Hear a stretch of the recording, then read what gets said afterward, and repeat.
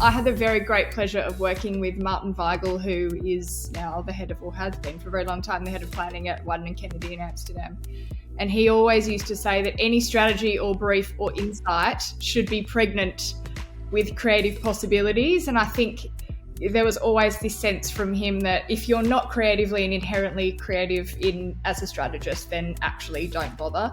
And the worst thing you can do as a creative strategist is to just hand the brief over and run. Never brief and run, fire and forget. It's just the laziest form of planning. Look, again, it's very dependent on the nature of the task. I think when we get a job or a brief or an assignment comes in, there's quite a bit of thinking about what is the right process and who are the right people and how are we going to tackle and part of that comes through experience, I suppose. I've seen this type of challenge before, therefore I know what's going to work or what type of brains or what kind of people are going to need to be involved in it. What I always really like to have is kind of to get a sense about what the outcome should look like. What is the shape of the ideal outcome in the minds of the client and the consumer? I often kind of talk about this notion of Christmas treeing, where you kind of go out wide with lots of ideas and then you kind of narrow it down and then out wide again and then narrow it down, and eventually you kind of work your way up to the pointy bit where there's a star at the end, and it's there's a bit of an atrocious process that gets you there sometimes. Ex-marketer for Miles Global, who was very, very involved in the Snickers "You're Not You When You're Hungry" work, and I said to her, which came first, the insight or the idea?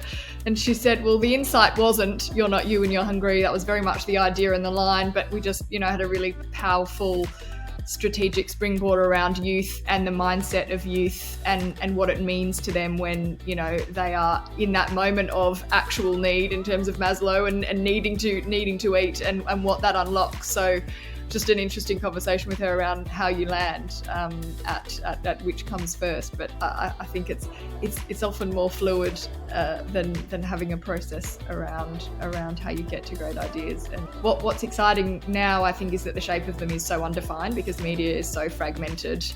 Gone are the days where I recall vividly having the next client brief on my desk, which was 1 30-second, 2 15 seconds, 1 print ad and 1 radio ad. Thank you very much. And that is just not how it is anymore. It's far from it. In most of the time, the brief is, here's the business problem.